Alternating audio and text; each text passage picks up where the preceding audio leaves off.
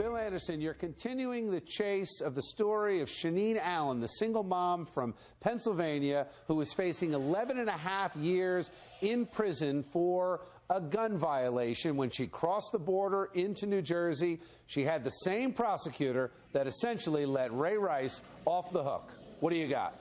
Well, you know, Bill, this case continues to heat up, probably at least partially in light of everything that happened with Ray Rice. But what you can see is right behind me is an example of how this case does continue to heat up. The New Jersey Second Amendment Society, along with several other groups, have raised funds to launch this Billboard campaign to essentially free Shaneen. They're trying to send the message that this is ridiculous, that this woman is facing 11.5 years. They want to put pressure on the prosecutor and other individuals to take a long look at this. And I came out to this billboard, which is one of 4, with the president of the Second Amendment Society, Frank Fiamingo, who told me that this has really moved past politics.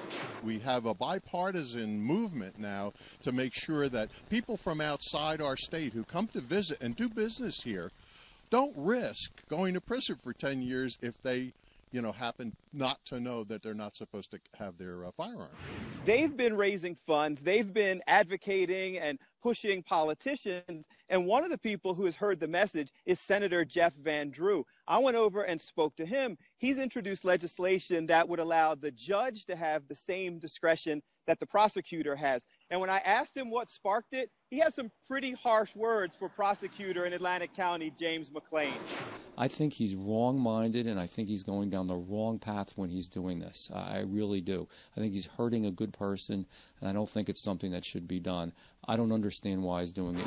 So the case continues to push on. It's got national and even international exposure. Politicians on both sides of the aisle are calling for a review, especially in comparison to the Ray Rice case. If you go through Jersey, you will see these billboards, and as the pressure mounts, hopefully we will end up with justice for Shaneen. What's so powerful about that billboard behind you, Bill, is the fact that she's there with her 2 sons. What's the message to her kids? Honesty is the worst policy. She was honest, and now she could potentially not be able to raise her sons.